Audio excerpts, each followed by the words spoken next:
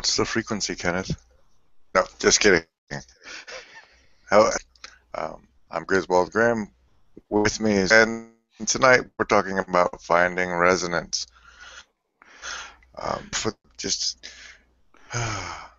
okay, I feel better now. When I wanted to find resonance for how we use it after dark, and to do that, I want to start with this base. When one object vibrating at the same natural frequency of a second object forces that second in.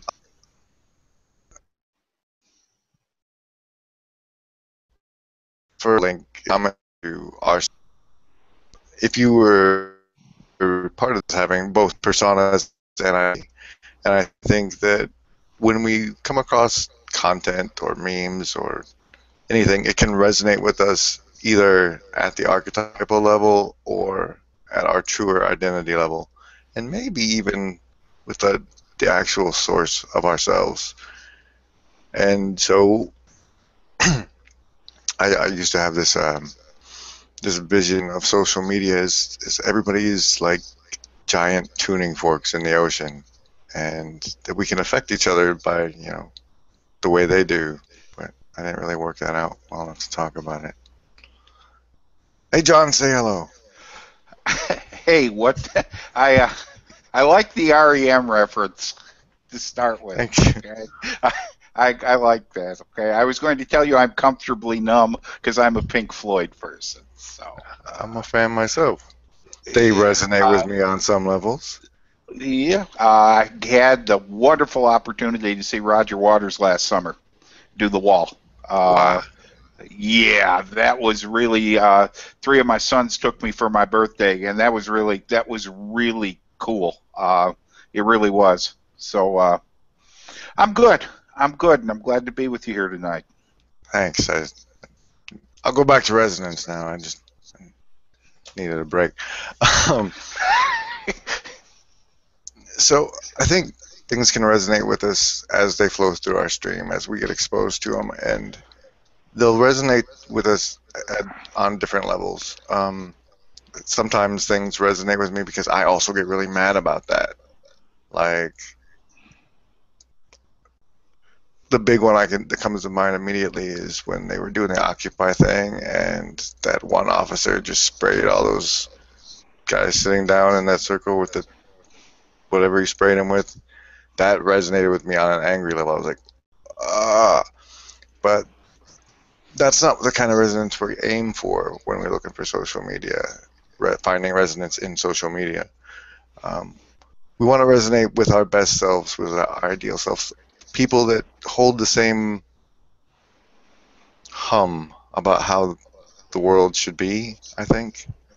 And one of the reasons I wanted to have you on the show, John, on this episode in particular, is because when I was invited to one of your hangouts, and I think it was one of your first 30-minute one, if I'm not mistaken, and just what you said and the way you approached, like you spoke of well, comparative, like if someone was shopping for coaches or whatever, and you did the whole visual of coming out and sitting on the deck, and I'm like, that your approach resonates with me.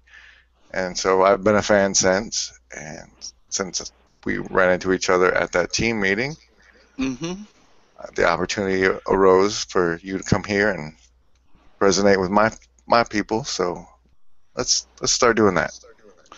Cool. Where do you want to begin?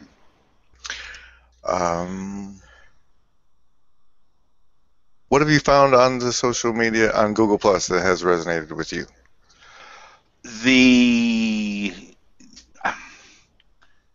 I'm big with comparative analogies. Okay, that's usually how I get my point across. And I look at the Google Plus community as being this large highway.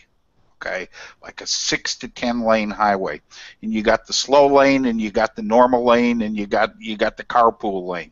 Okay, and it's overwhelming, but it's overwhelming in a really good way, because it's like going to the farmer's market maybe, and you sit and you look, and there's just all this stuff out there.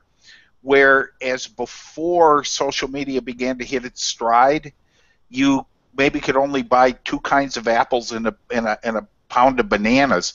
Now you can fill 3 baskets with all kinds of fruits and vegetables, because you've got so many people out there who've been encouraged to kind of find their niche and pursue it, and then reach out for that tribe of people. And I think that's really cool. Comparatively, it gives me and other people an opportunity to sit back and evaluate, and then pick the vehicle that's best for them.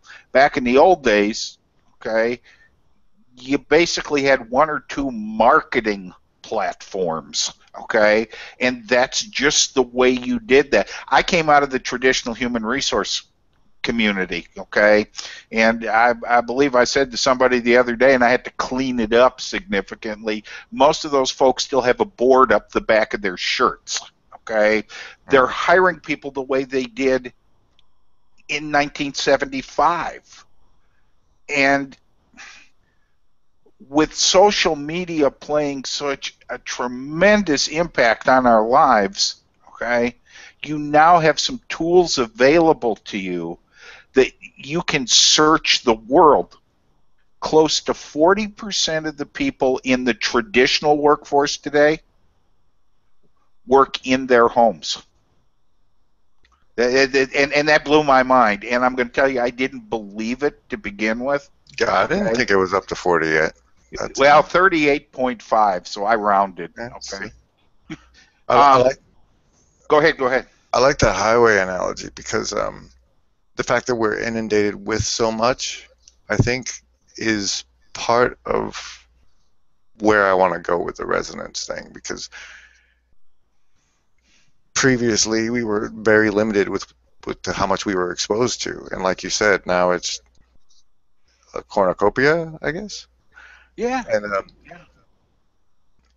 And so we're exposed to so much more. It's so much easier to be more discerning over what we spend our time and energy on, and we can say, no, that doesn't really resonate with me, and I know there's some more over there.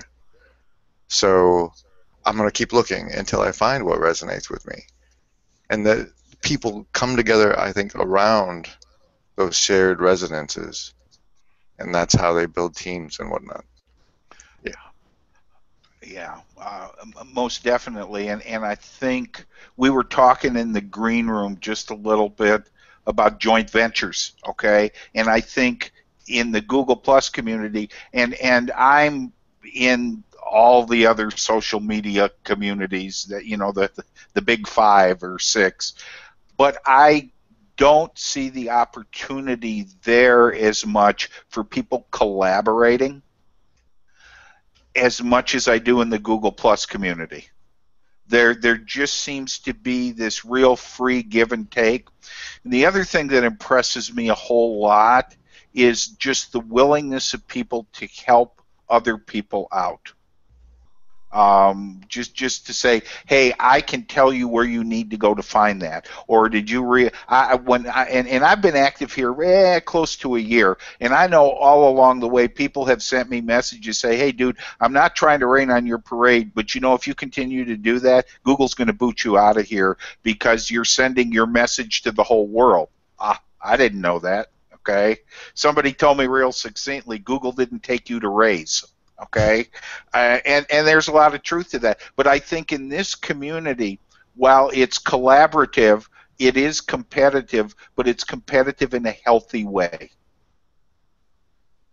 I agree with that. And like when I heard you had a book coming out, I was like, then come on my show, let people know about it, because like you resonate with me, so I want to help lift you up. And I think that's what I found with like everybody in my audience, pretty much, is like, they're the people that resonate on a level that they want to see the people that they associate with succeed.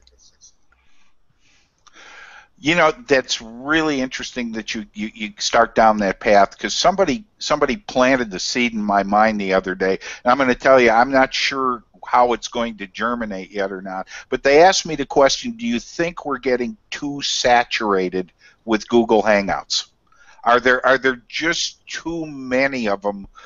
And I think your point resonates with me that, yeah, if you try to go to all of them, you're never going to sleep.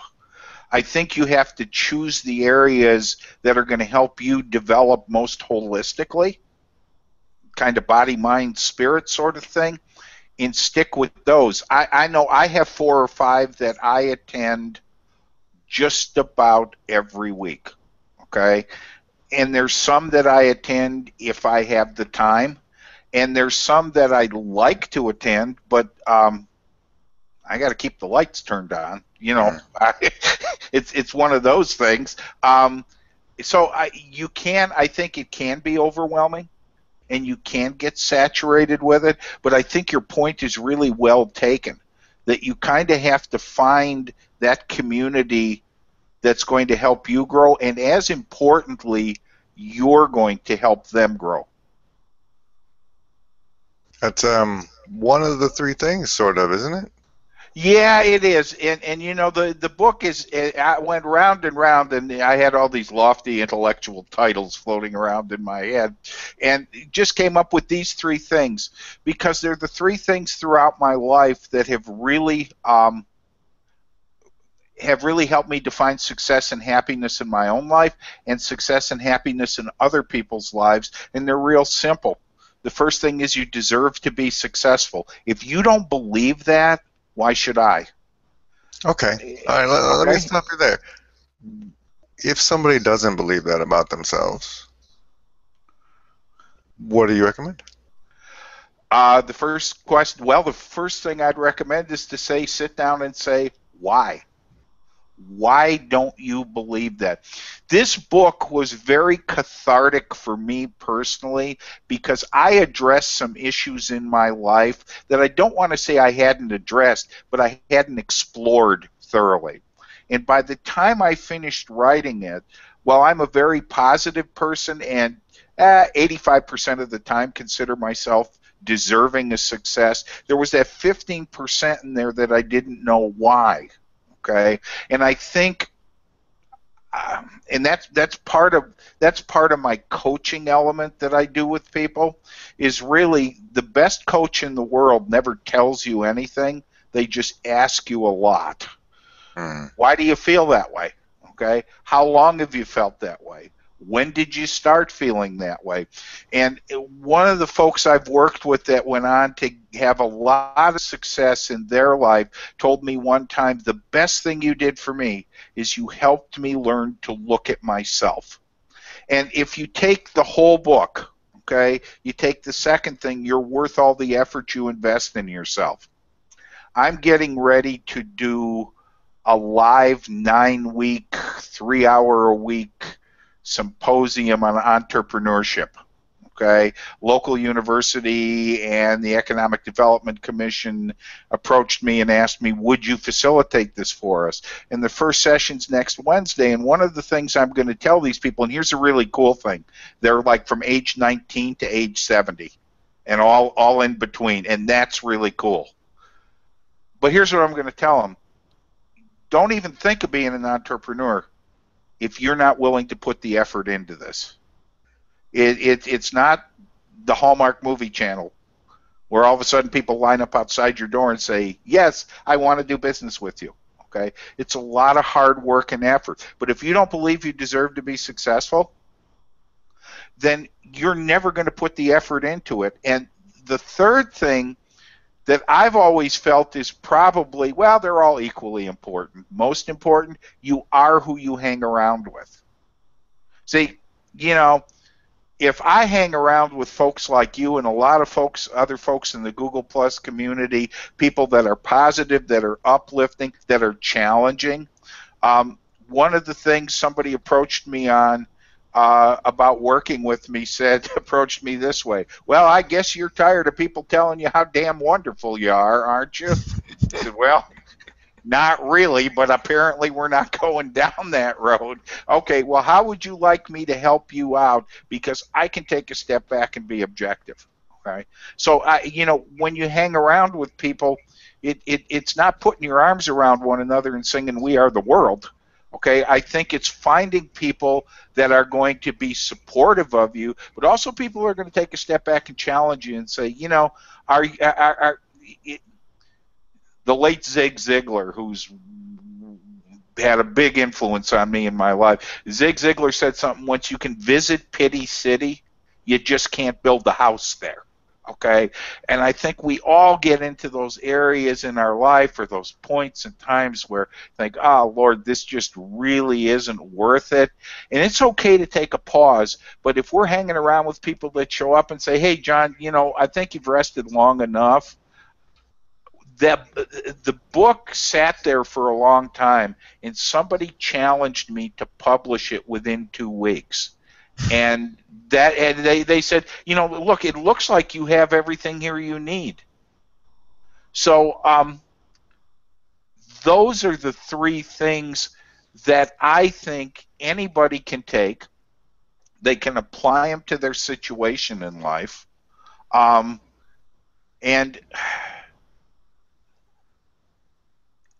Walmart's been out of magic wands for years. It takes time. It takes your whole life. That's why a lot of us live so long.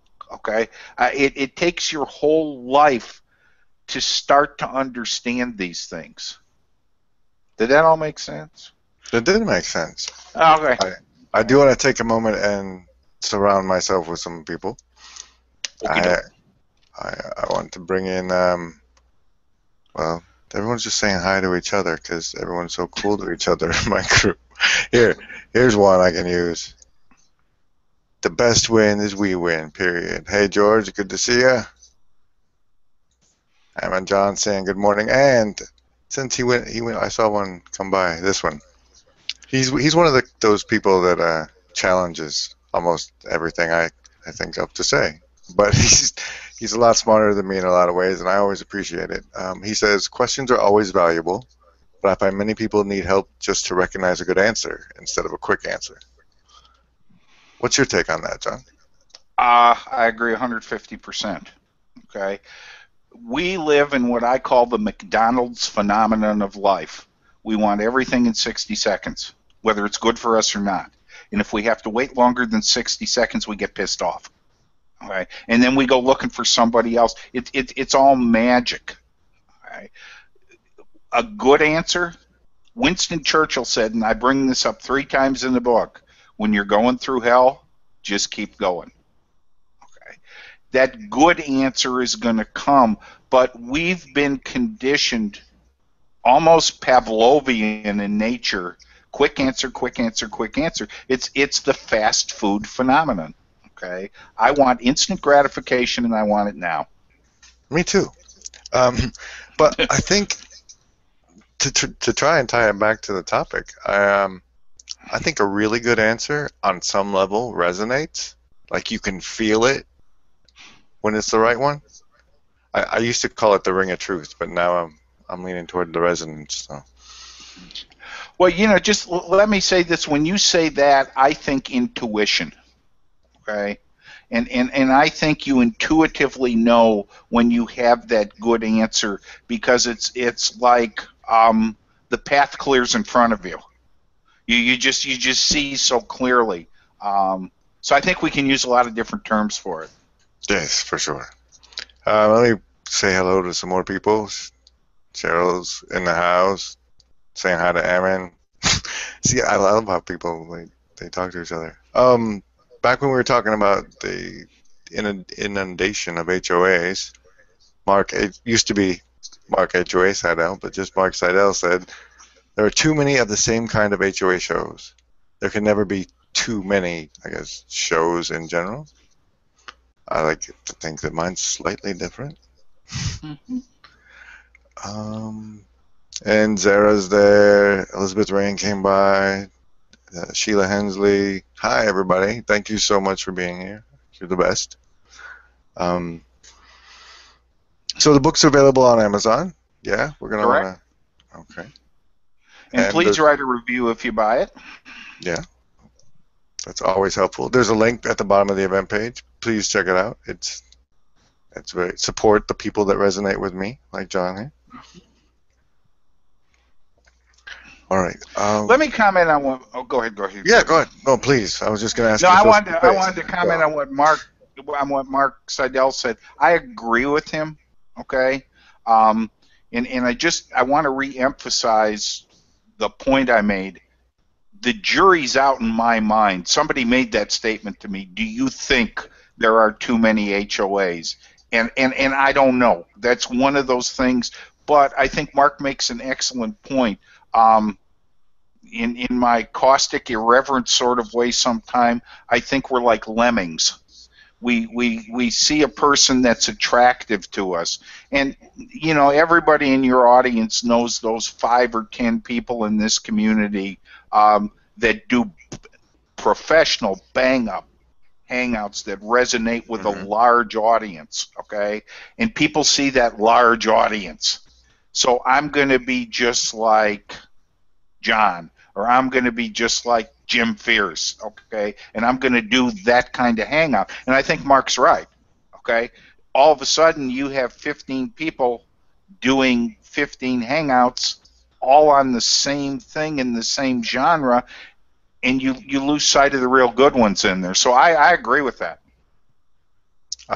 For me, and like one of the main reasons I started to do this hangout is because I don't think I'm going to make it famous off of this, but I wanted to challenge myself to do something that, and to see if I could accomplish it, to see if I was worth investing in it, I guess.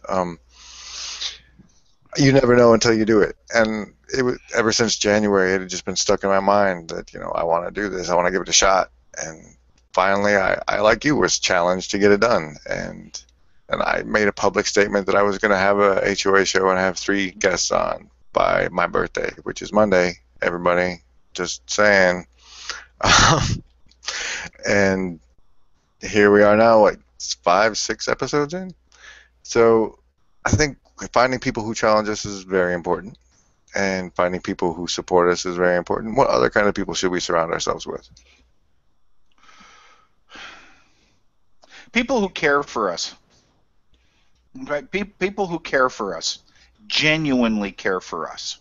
I think the only drawback I see to this virtual renaissance we're in the middle of is that you and I can't shake hands or give one another a hug when we greet or when we leave, okay? And the notion of caring and the notion of nurturing, I guess may be a better word.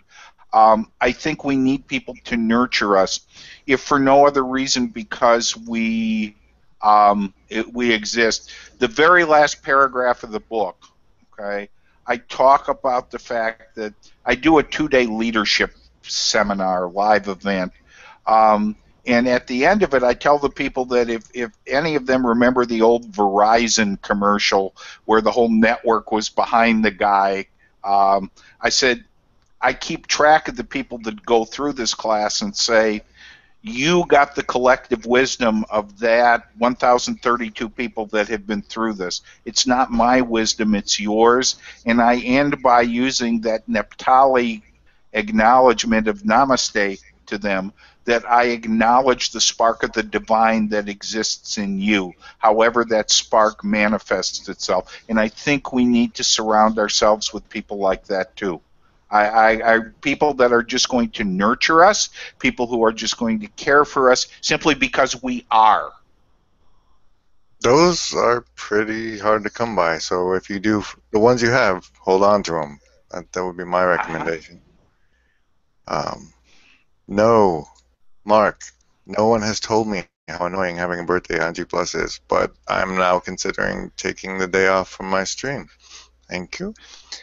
Sheila Hensley, back on the too many HOAs, yes, but it gives us an opportunity to make choices that are good for us. We can drop those that don't give us positive energy and challenges. And wish me a birthday on Monday. Thank you, Sheila. I think it might be a little bit wrong to go to somebody's HOA just because you love them. No, no, I take that back. But we do. I just want to like what Sheila said there is that we need to drop those that aren't delivering because otherwise we're basically lying to the people who are putting them on.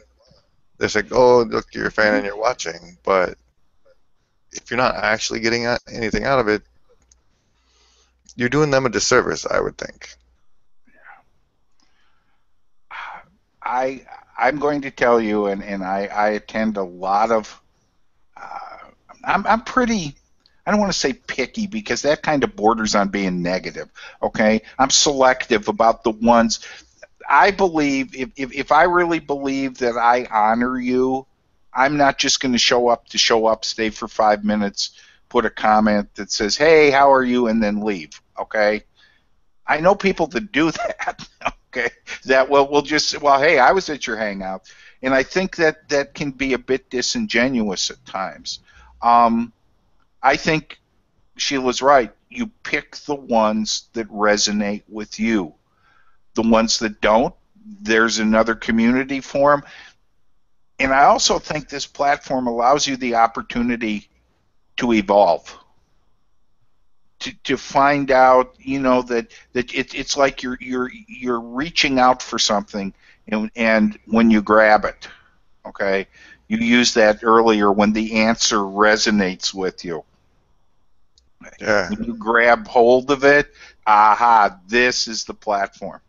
Okay, this is what I need to be doing. Because I think the successful people in this environment are the people who are naturally themselves. that I think that facilitates the resonance with others. I mean, Yeah. but to me, that's when I first saw your first HOA, the first one I saw, I was like, this dude's real. He's he's either he's either mastered appearing real for the purposes of self promotion, or he's genuinely real, and that's why you resonated with me.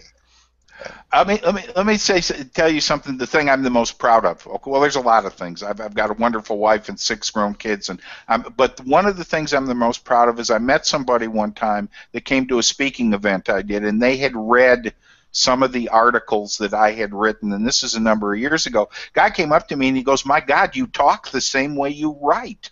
Okay, and I said, "But I don't know how to do it any other way." I mean, I can do technical writing and all that other wonderful stuff, but I think if you really have a message to share, then you have to share it as yourself. Otherwise, people will see like that you're selling them a bill of goods. So I've always just been me, and you can take what you need and leave the rest. you know. I think, and that we can have access to so many people on G Plus. It it lets us lets us evolve faster because we can go faster through and find what's the real us and what resonates with the real us faster. So I'm glad you threw in the evolution there. I wanted to tie that in. Let me see. We only got a couple minutes left. Oh, David Schiffman showed up, saying hi to Kristen. Let me bring this one real quick from George. He says HOAs are I don't know how to say that word. I'm sorry. Technology and platform at the top of the food chain are shows that thoughtfully and well produced and that resonate with the audience. The core and central value we offer are our essential conversations. I do get that the value comes from our conversation. That's one of my favorite things about the show. Okay, I'm losing it. Cover for me, John. Talk about the book or something. Oh, okay. Okay.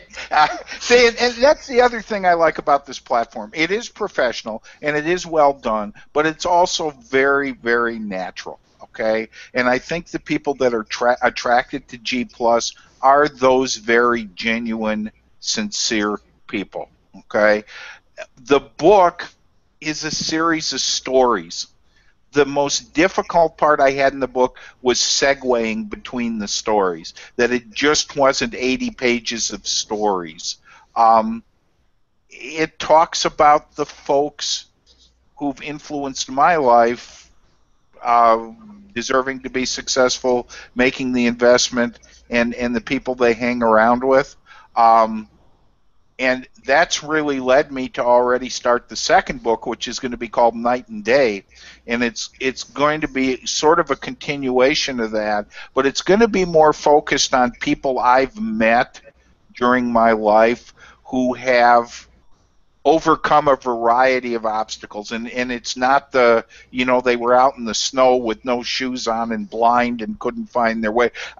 People like me and you, and please don't misunderstand me. I'm not discounting those folks who have overcome tremendous adversity.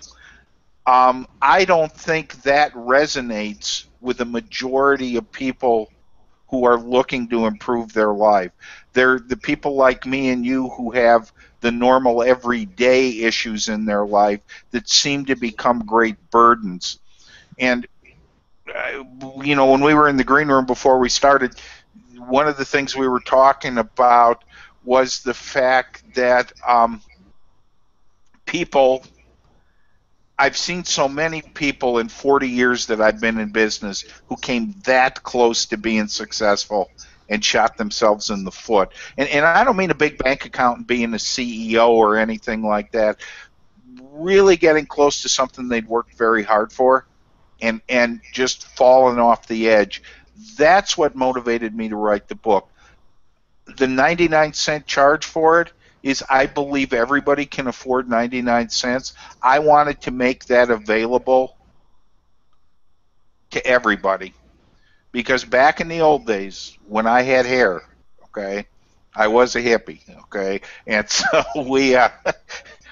I really believe that if you have something to share, then you try to make it available to as many people as you possibly can, and that good stuff resonates back to you.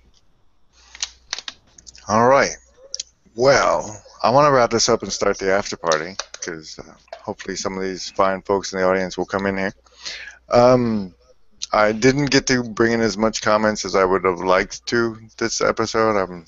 I apologize to everyone out there. I love you all. I'll do better next time. You want to say anything while I grab this link for the after party?